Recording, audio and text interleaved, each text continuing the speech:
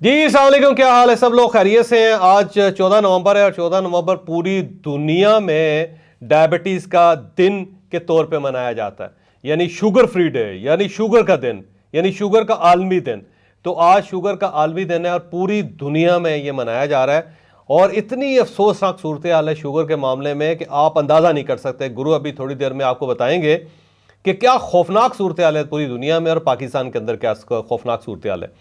लेकिन यहां पे मैं कुछ चीजें आपको बताना चाहता हूं। पहली बात तो यह है कि दुनिया में सिर्फ एक मुल्क ऐसा है जिसको सिंगापुर कहते हैं। यह मुल्क वाहिद है जिसने शुगर के खिलाफ जहाद करने का ऐलान कर रखा है। इस मुल्क का यह कहना है कि हम अपने मुल्क से शुगर की बीमारी को जड़ से उखाड़ के फेंक देंगे।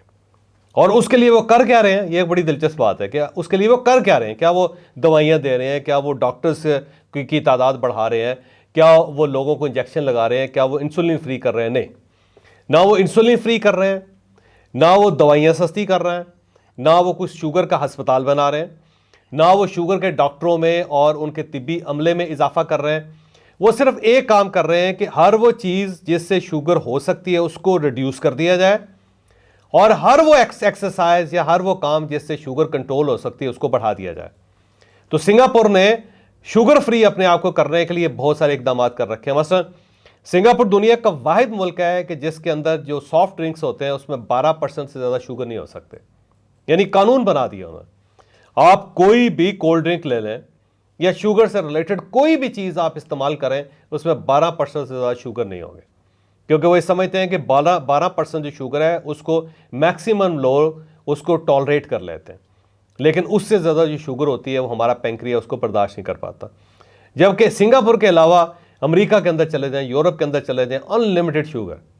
यानी अगर आप किसी सॉफ्ट ड्रिंक का कोई कैन लेते हैं तो उसके अंदर कितनी चीनी होगी वो खुद ही कंपनी ने फैसला कर लिया होता है। गवर्नमेंट उसके अंदर कोई रेगुलेट नहीं करते। दूसरा, एक छोटा सा मुल्क है 30 बाई 16 मरबा किलोमीटर का, और उस मुल्क के अंदर 350 पार्क्स हैं।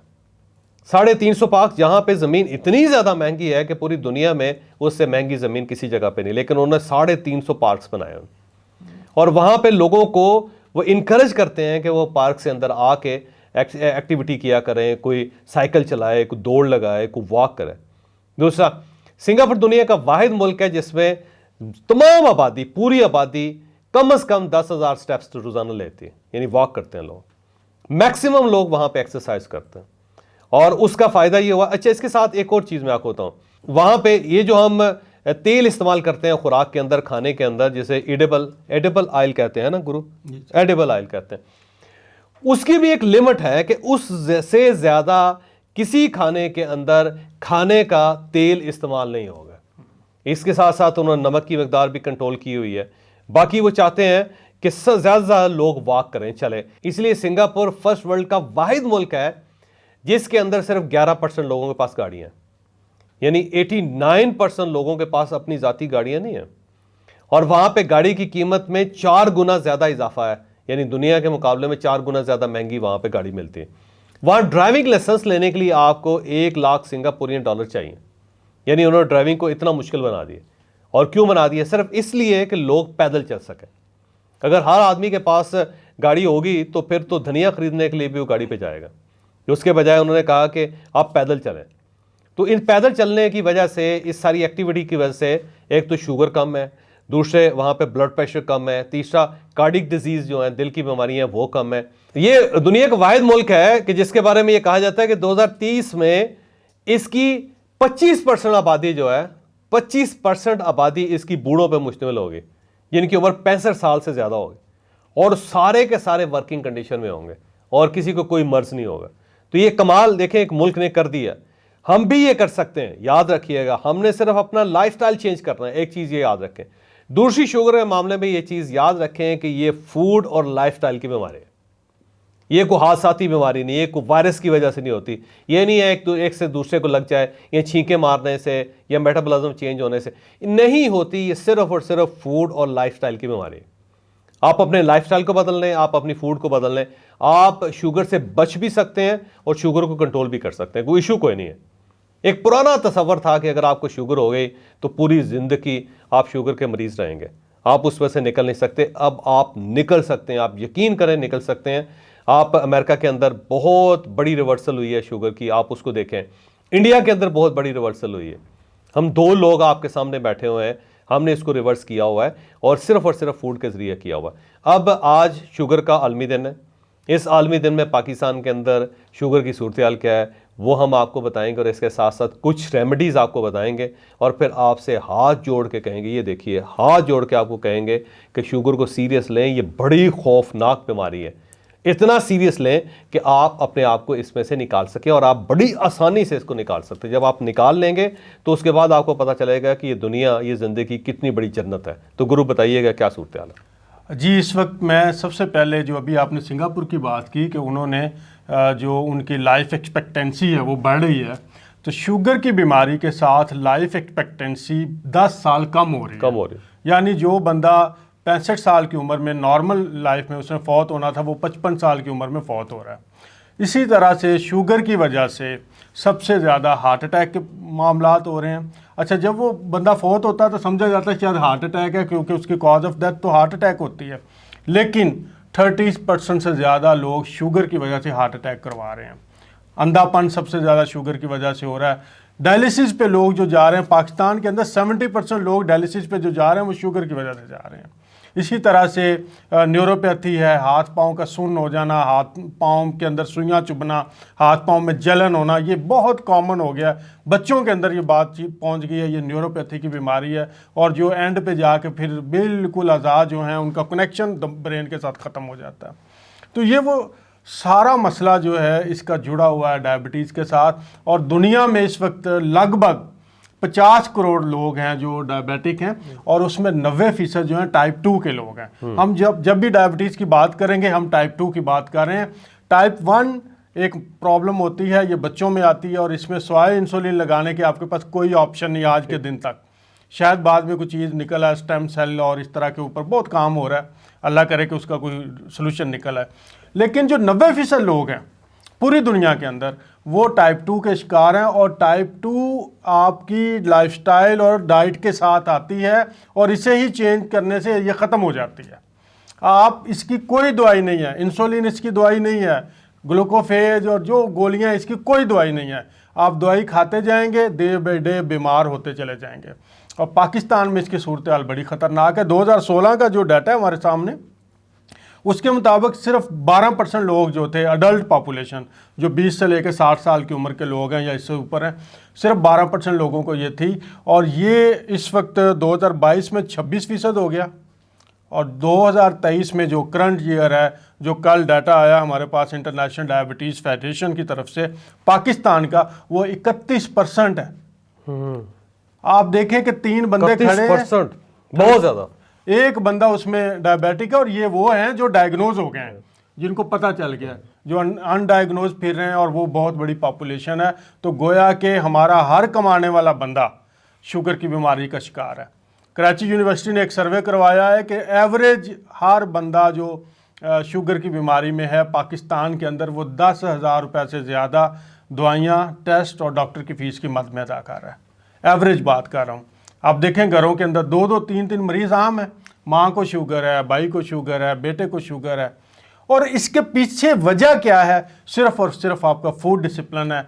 जो फूड हम खा रहे हैं, जो आप इस वक्त प्रोसेस फूड खा रहे हैं, बेकरीज का फूड आ रहा है, ये जंक फूड आ रहा है, फिर आप सॉफ्ट ड्रिंक्स पी रहे हैं जिसके अंदर चीनी की कंजम्पशन, और हर साल हमारे पाकिस्तान में चीनी की कंजम्पशन बढ़ रही है। आप देखें कि अगर आप इर्द गिर्द नज़र दौड़ाएं, आपके इर्द गिर्द जितनी बेकरीज बढ़ी हैं, जितनी मिठाइयों की दुकानें बढ़ी हैं, जितने फास्ट फूड के पॉइंट्स बढ़े हैं, जितनी कोल्ड ड्रिंक्स की दुकानें ज़्यादा हुई हैं, उतने ही हमने शुगर के पेशेंट बढ़ा दिए हैं। अच्छा, पहले ये था कि हमारी जो देहात थे उसके अंदर लोगों की एक फ़िज़िकल एक्टिविटी बेहतर थी तो वहाँ कम लोग थे, लेकिन इस वक्त देहातों के अंदर भी तकरीबन 11% आबादी जो है वो डायबिटिक है। मर्दों में ख़वातीन से ज़्यादा डायबिटिक हैं पाकिस्तान के अंदर। और एक जो बड़ा खौफनाक सर्वे था, WHO के जो पैरामीटर्स हैं, वो कहते हैं कि पाकिस्तान की जो बालिग आबादी है उसमें 73% लोगों के पेट बाहर निकले हुए हैं। और ये पेट जो बाहर निकला होता है ना, जो जिसको सेंट्रल ओबेसिटी कहते हैं, या इसे हम कहते हैं तूंद निकली हुई है, ये सिर्फ कोई कॉस्मेटिक का मामला नहीं कि आपने शर्ट पहनी है तो आपको अच्छी नहीं लगती। ये वो वाली फैट्स हैं जो आपके सारे ऑर्गन्स के ऊपर प्रेशर डाल रही हैं, आपके दिल के ऊपर, आपके जिगर के ऊपर, आपके फेफड़ों के ऊपर, आपके मैदे के ऊपर, आपकी अंतड़ियों के ऊपर, और इसके अंदर से फिर ऐसे केमिकल निकलते हैं जो पूरे जिस्म में जाके फिर बीमारियों को जन्म लेते हैं। तो ये 73% लोगों का ये हाल है। आप किसी भी जगह पे चले जाएं, नौजवान लड़के हैं, उनको साइड पोज देखें, उनका पेट बाहर निकला हुआ है, और वजह सिर्फ यही जंक फूड है। अब इलाज इसका कोई दवाई नहीं, और इलाज इसका बगैर दवाई से है। फास्टिंग करें, आपको इतने खाने की ज़रूरत नहीं है जितना आप खा रहे हैं। ये एक कमर्शियल प्रेशर है, कमर्शियल एक्टिविटी जनरेट की हुई है कि आप 4 दफ़ा खाएं, 6 दफ़ा खाएं, फास्टिंग करें, 2 खाने खाएं, 16 घंटे फास्टिंग करें।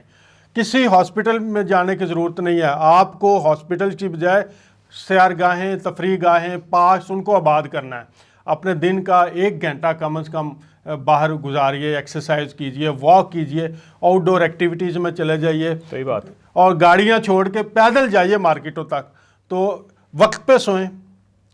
ये जो हमारा सर्काडियन क्लॉक डिस्टर्ब हुआ है, रात को जो आपकी बॉडी ने काम करने हैं वो नहीं हो पाते, सुबह जो करने हैं उस वक्त हम सो रहे होते हैं। तो सूरज के साथ साथ अपना खाना भी करें, अपना सोना भी करें, तो इंशाल्लाह ये बीमारी बगैर किसी दवाई के आपके जिस्म। अच्छा, यहाँ मैं ना गुरु से एक चीज़ से इत्तफाक करता हूँ, बड़ी दिलचस्प बात है जो मैं आपके साथ करने लगा हूँ। दिलचस्प बात यह है कि जब रोज़ा होता है तो क्या होता है, जब आप रोज़ा रखते हैं तो क्या होता है।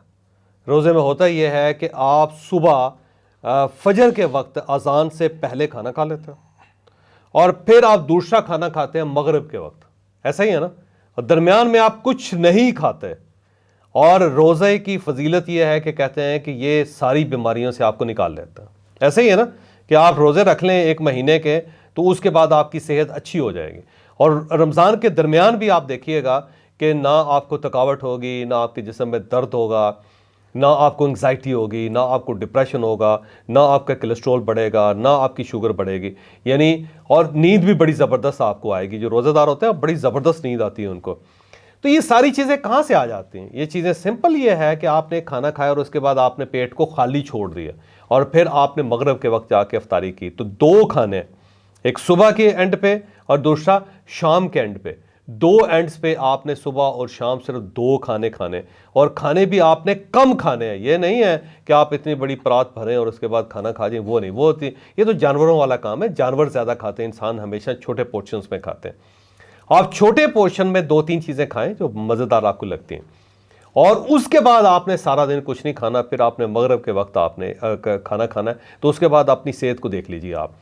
अच्छा, आपके पास 2 ऑप्शन है। एक ऑप्शन ये है कि आप अपने रोज़े बढ़ा दें। बाकायदा जो इस्लामी रोज़ा है, आप हफ्ते में 2-3 मरतबा रोज़ा रख लिया करें। और ये हकीम सईद साहब ने पूरी ज़िंदगी ये किया था कि जब भी वो मतब जाते थे तो उससे पहले रोज़ा रखते थे, और बड़ी शानदार ज़िंदगी गुजारी हकीम साहब ने। तो आपके पास ऑप्शन ये है कि आप हफ्ते में 2 या 3 रोज़े रख लिया करें। ये बड़ी ज़बरदस्त, एक तो इबादत हो जाएगी, दूसरा आपकी सेहत अच्छी हो जाएगी। और अगर आप ये नहीं करते तो फिर आप इंटरमिटेंट फास्टिंग पे जाएं। ऐसी है ना जी, इंटरमिटेंट फास्टिंग। वो फास्टिंग क्या है कि आप सुबह खाना खाएं, एक नाश्ता करें, और रात को खाना खाएं, और ये जो दरमियान वाला पोर्शन है इसमें सिर्फ लिक्विड लेते रहें। आप ग्रीन टी ले लें, चाय नहीं लेनी, आप एक आध काफ़ी ले लें, वो ठीक है, यखनी ले लें इस दौरान। और अगर आपको बहुत ज़्यादा क्रेविंग हो तो फिर आप ड्राई फ्रूट्स ले लें इसमें, और फिर आपने रात के वक्त खाना खाना है। तो 2 खाने, और इसके दरमियान आपने क्या करना है, कहवा लेना है, ग्रीन टी लेनी है, एक कॉफ़ी ले लेनी है, एक चाय मैक्सिमम अगर आपका दिल कर रहा हो तो आप ले लें, वैसे वो भी ना लें तो ज़्यादा अच्छा है। और उसके साथ ड्राई फ्रूट्स ले लें आप दिन के वक्त, और फिर आप अपनी सेहत देख लीजिएगा। आपकी शुगर भी ठीक होगी, ब्लड प्रेशर भी ठीक होगा, आपके जोड़ों के अंदर जो दर्द है वो भी ख़त्म हो जाएंगे, ये जो इंसोमिया है, रात को नींद नहीं आती, वो भी आपका ठीक हो जाएगा, आपकी रीढ़ की हड्डी के अंदर जो प्रॉब्लम है वो भी ठीक हो, और मोटापा भी आपका ख़त्म हो जाएगा। और इसके साथ साथ जो एडिशनल जो दूसरी चीज़ है जो आज शुगर के दिन मैं आपको बता रहा हूँ कि कोशिश करें कि आप मूवमेंट बढ़ाएं, कीप मूविंग। कि कोई चीज़ अगर आपने सामने से उठानी है तो बंदे को बैल दे के ना कहें कि वो मुझे टिश्यू पेपर पकड़ा दो, उठें और जाके खुद करें, कोई चीज़ उठाया करें रोज़ाना, किसी वज़न उठाया करें थोड़ा बहुत, ताकि आपकी जो जिस्म है उसके अंदर जान पैदा हो। फिर अपने काम, अपना बाथरूम खुद साफ़ कर लिया करें, अपने कपड़े खुद आप इस्त्री कर लिया करें। कहीं जाना है तो कुछ टाइम पैदल चलें, उसके बाद फिर गाड़ी पे बैठ जाएं। कुछ चीज़ें ख़रीदनी है तो बाज़ार में खुद जाके पैदल जाके चीज़ें ख़रीदा करें। मस्जिद आप पैदल जाया करें, गाड़ी पे मोटरसाइकिल पे ना जाया करें। और कोशिश करें कि दूसरे लोगों से काम करवाने के बजाय खुद आप काम करें, इससे भी आपको बड़ा फ़र्क पड़ जाएगा। और तीसरी और आखिरी चीज़ है कि कुछ भी हो जाए, क्या कुछ भी हो जाए, एक ऐलान हो जाए कि आज से ये दुनिया ख़त्म हो रही है, तब भी आपने वॉक नहीं छोड़नी, एक्सरसाइज नहीं छोड़नी। आप यकीन करें कि आप जहन्नम से जन्नत में आ जाएंगे।